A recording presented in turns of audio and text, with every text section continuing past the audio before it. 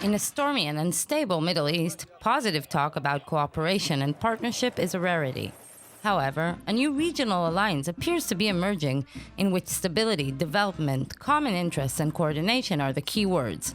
Welcome to the East Mediterranean neighborhood. In the past 7 years, natural gas discoveries in the territorial waters of Israel, Cyprus, and Egypt have made the Mediterranean Sea one of the most economically trendy areas in the world. Oil and gas companies are touring the region, spending a lot of money to see if they can make more. But they have also prompted hope of overcoming traditional geopolitical divides. The gas for itself will not change the geopolitics of politics of the Middle East. But gas is part of some factors that might change the Middle East geopolitical situation, and Israel as center, its center gravity might move from one side to another. Because if you look at the Middle East today, everything is changed. Collapse of countries, diminishing of rulers, and so on and so forth. Israel is an anchor of stability in this area. If you connect to this stability the effectiveness of the gas revelation, which allow Israel to build a network of interest with other countries in the region, that might change the center of gravity of the capabilities of Israel. The Israeli natural gas basin has been under large scrutiny, and the regulatory framework for the deal was held in limbo by the antitrust authorities, giving the government a huge political headache. Only in November 2015 did the government get an all-clear to its development.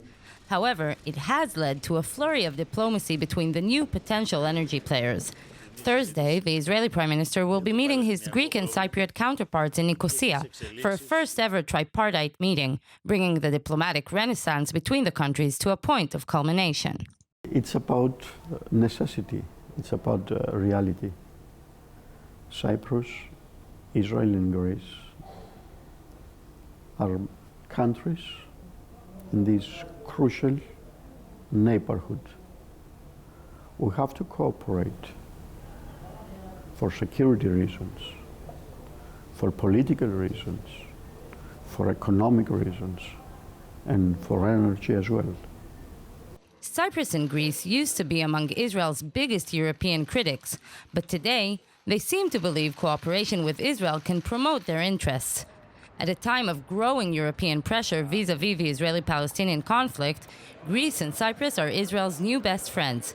Greece has decided not to follow the EU's directive to label settlement products, and both countries are stepping up their support of Israel in the hostile European Union. These two countries will not change their policy. Again, Cyprus too is a member of the European Union, and but it'll be good. It's any time that our leaders meet with foreign leaders and so on and so forth. It's a good thing, especially at this time when so many others want to boycott us or etc. So it's good to show that we are strong in the region, that we have allies. All these things are very good especially from a public relations point of view. One of the key factors that accelerated the new East Med alliance was the deterioration in Israeli-Turkish relations since the 2010 Mavi Marmara incident. Greece, Cyprus, and Israel all shared a mutual enmity towards Turkey.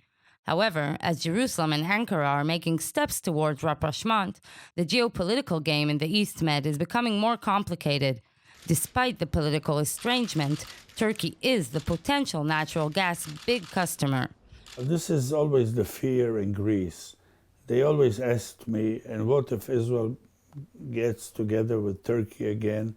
Will this destroy our new relationship that has started around 2010?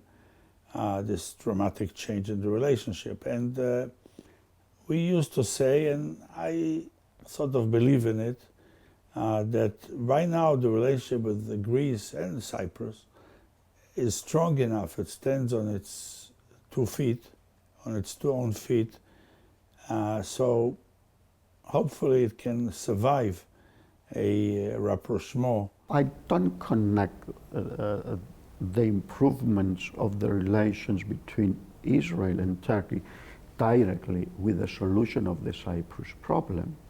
But I can say that if we reach a solution of the Cyprus problem, and at the same time we have improvements in the relations between Israel and Turkey, this gives a lot of other options for the energy sector of Israel and Cyprus. And this is something that we have to have in mind. Other players also have interest in the new EastMed energy hub. The proposition of exporting the gas to Europe and decreasing the continent's dependence on Russian gas could make the emergent basin a real game changer. It is a clear message from European experts and members of NATO that they have very strong interest on that strong alliance. They want to see their Mediterranean wing less polarized, more stable, more connected, that they can trust and concentrate all their efforts fighting the Islamic extremist people like ISIS, Al-Qaeda, and so on and so forth.